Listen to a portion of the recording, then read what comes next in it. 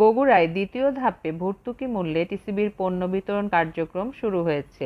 বৃহস্পতিবার সকালে বগুড়া পৌরসভার ৩ নং ওয়ার্ডে কার্যক্রমের উদ্বোধন করেন জেলা প্রশাসক জিয়াউল হক। বগুড়ায় মোট ১,৬৩,২০০ পরিবার কার্ডের মাধ্যমে টিসিবি পণ্য সংগ্রহ করবেন। প্রথম দিন গোটা জেলায় ২০,০০০ কার্ডধারীকে ভর্তুকি মূল্যে ছোলা, চিনি, তেল ও ডাল দেয়া হচ্ছে। একেকজন কার্ডধারী ৫৬০ টাকার পণ্য সংগ্রহ করতে পারবেন। ১৮ এপ্রিল পর্যন্ত পর্যায়ক্রমে বগুড়ায় ১,৬৩,২০০ পরিবারকে টিসিবি পণ্য সরবরাহ করবে। তবে বাজারে বেশি দাম হওয়ার কারণে আরও চাহিদা পণ্য নিতে আসা মানুষদের। সুন্দরভাবেই পাচ্ছি, সরকারের কাছে ধন্যবাদ। পরবর্তীতে যেন এটা সারা বছর থাকে, এটা আমার আশা। আমি আশা করি এটা বলেন পর্যাপ্ত হচ্ছে না, আরো দিতে হবে। এটা দিয়ে কি হয় বলেন, আরো লাগবে। হ্যাঁ, কেবল তো ডাল, চিনি, তেল এগুলো দিচ্ছে, এখনো তো মনে করেন সিমাই লাগবে।